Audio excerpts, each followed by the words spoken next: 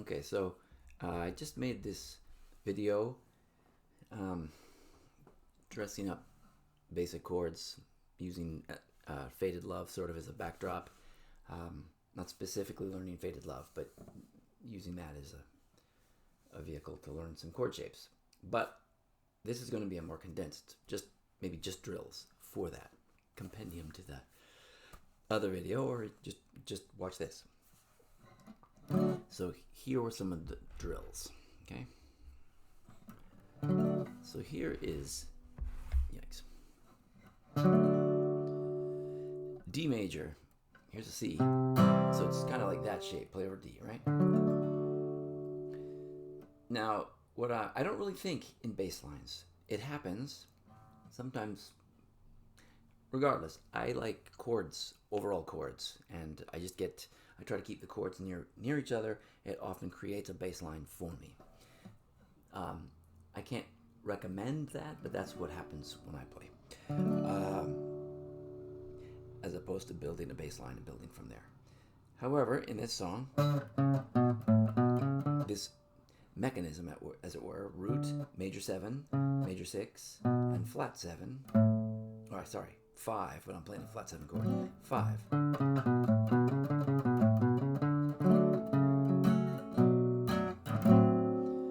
Turns out it's a bass line, right? So, just kind of a semi-disclaimer there.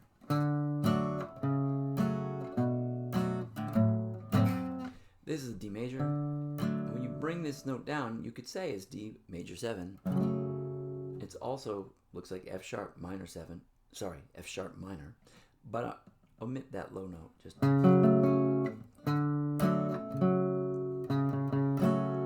now what looks like B minor 7, but that's also a D major 6 with a 6 in the bass.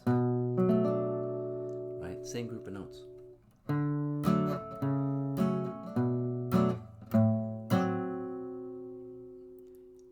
I'm going to do it a couple different ways, but that's for now.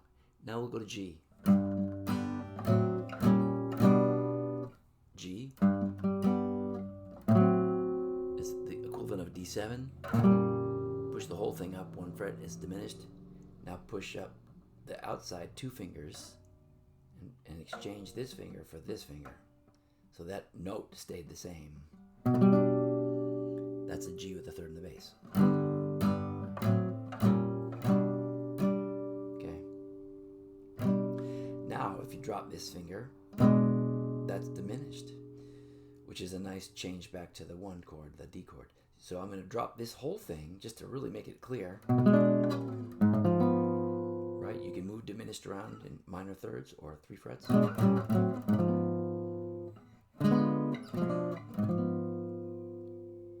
Now, you could play D down here. Sorry. Or you could go back to D here.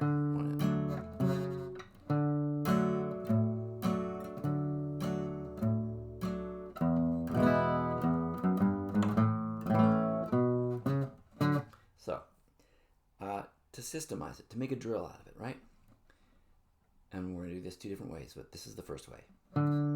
No, every time you have a 1 chord or a 4 chord, this is a possibility. 4.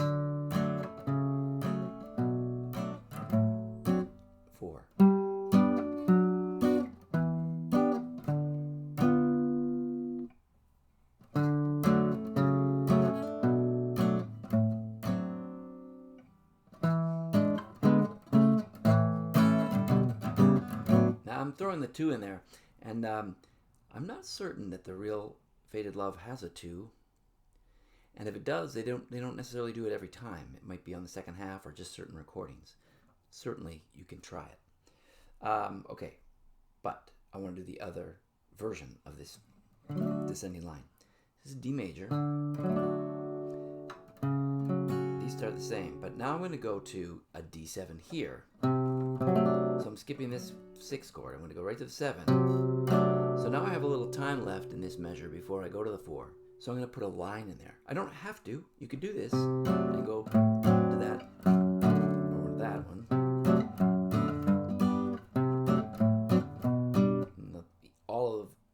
acceptable.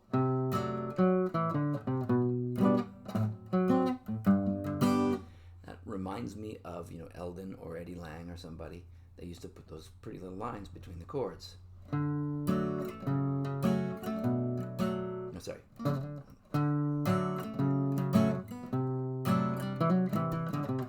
And that's another thing, is to play with the rhythm a little bit. That's that feel.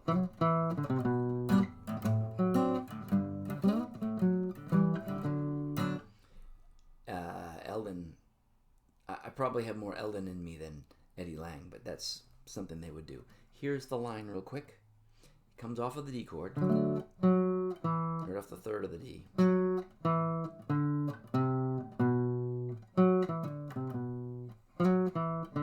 can do it that way too, open.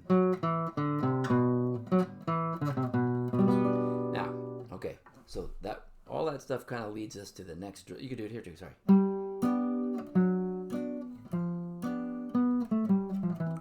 Not so much on the 4 chord. I got distracted, sorry. Back to the D. So when we play the G, we could play there, or you could grab this G with a third in the bass. That's kind of what we're doing, is getting that third in the bass. Let's do this. And climb up the neck. Ready? This is G. This is third from, imagine a folk chord. That note right there, that's in the bass. This part comes from this bar chord. And we're going to put a chord on all these notes here.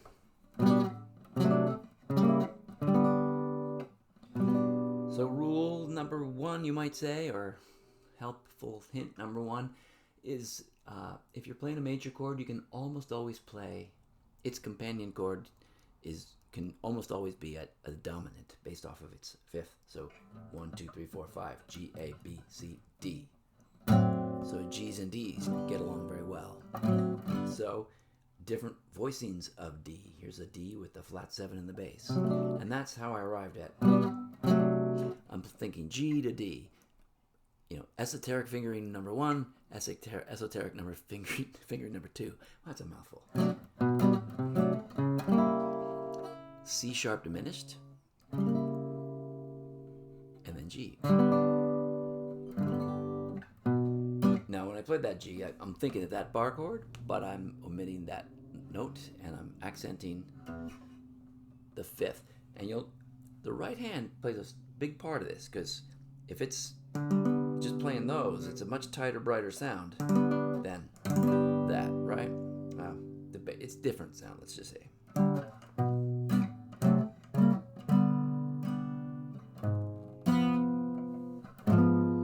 Okay, a little diminished. And then to D. So here's the drill.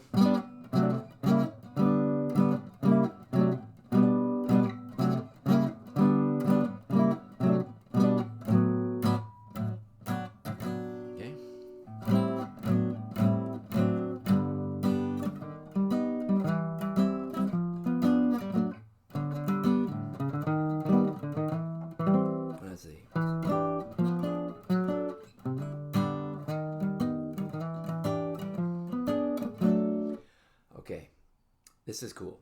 Taking the G to the D. Makes a nice little drill too. What we're doing is going 4 to 1. Okay, that's why it's so useful for other songs as well. Augmented. Move that all up 1 fret. Remove that finger. Now, that doesn't really work. You could probably get away with it, but better than this. Sorry, I just realized as I did it. Go to a 3. How do you want to call it? E minor 7 is what I'm playing. Which, you know, this kind of looked like C, and E minor 7 is the C major 7, all the same groups of notes. But this one just sounds better. Can't say why exactly.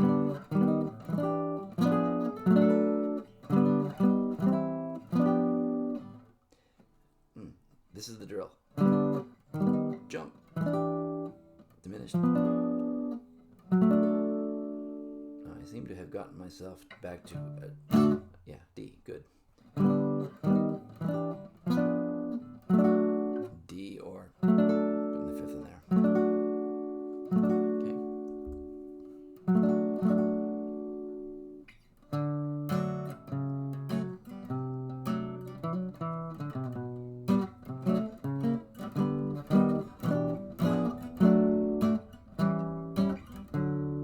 So that's D, A7, D. Now, if you hear the 2 chord in your head before you go to the 5,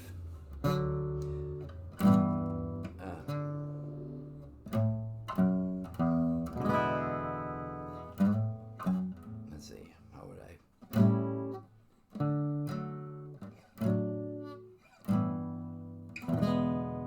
Maybe you could play it either the one line, or if you wanted a chord,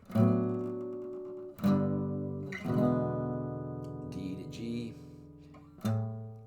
or D, D. That sounds better as a... Sorry, I'm not really sure what you would play as a chord right there. I would probably have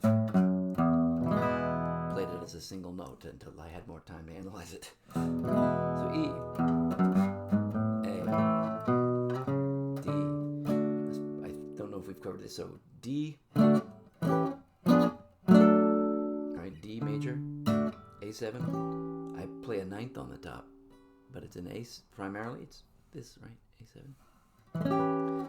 F diminished. D major, but I'm keeping a fifth up here.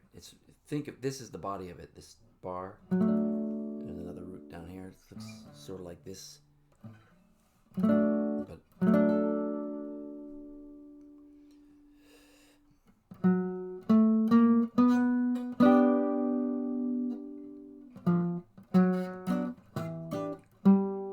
so let's go.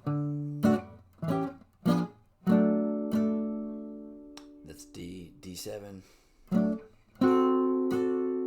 G, G major 7, it looks like B minor, G major 6, looks like E minor, the F diminished again. I'm going to jump, I'm not going to walk it all the way through. D, D, A. Here's another drill. Another very good drill. The bar chord A7. Right? There's a lot that lives around this neighborhood.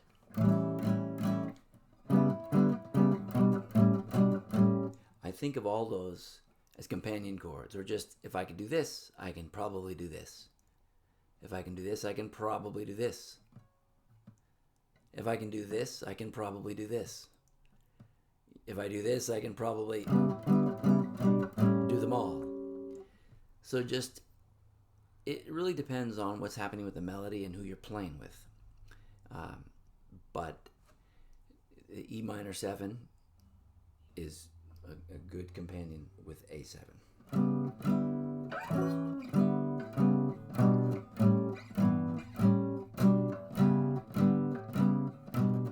So we'll put 2 together first, okay? A9, E minor 7 with a flatted 7 in the bass. And back and forth.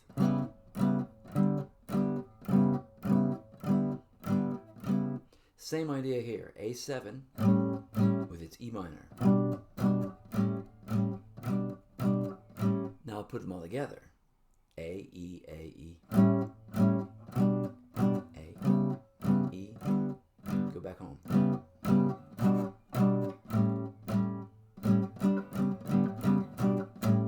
You can add more. Here's that A7. You can throw the 9 on the top if you want. Back. A7. Turns out that an E minor with the 3rd in the bass looks a lot like G, or the 4.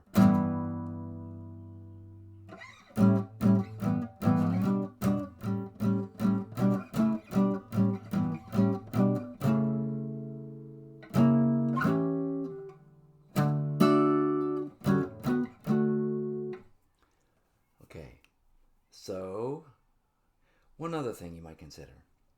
It gets a little stiff up on this part of the neck. But we're playing in D, so the idea that we're using major 7 and major 6, sometimes a flat 7,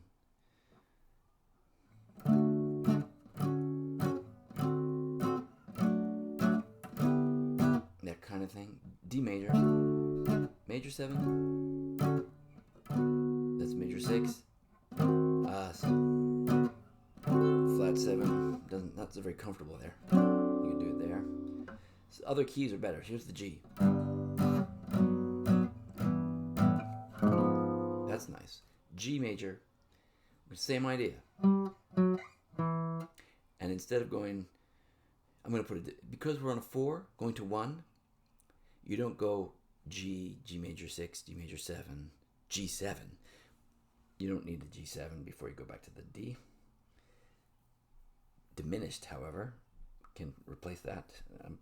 Probably shouldn't over-explain things like that. But so in other words, when you're on the 4 chord going home to 1, omit the G7 and use a diminished instead. So watch.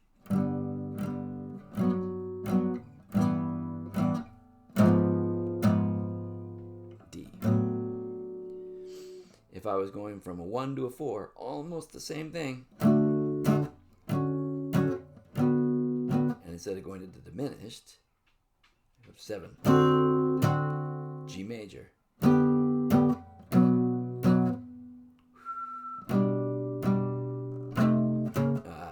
got myself back in the corner. So something worth looking into there, but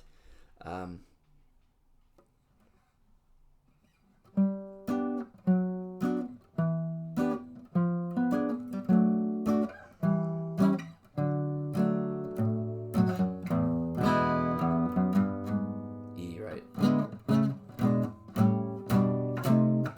Here's another one. That's handy. It's a D major. There's your root. There's your 3rd, and the 5th. And any way you want to, you can just use the first finger if you want to. But you need to get this note next, the flat 7. So you usually end up changing the fingering. G. This is a G. It's like a rock and roll chord. This is the swing version of it. It's the 5th, the 3rd, and the root of a G. Bring that root down 1 fret, it's the major 7. Bring it down 2, it's the major 6. The flat 7 lives right there. Let's go to diminished. The G, there's the root. The root is here. There's the diminished right there. Well, the one we want anyhow. G sharp. D.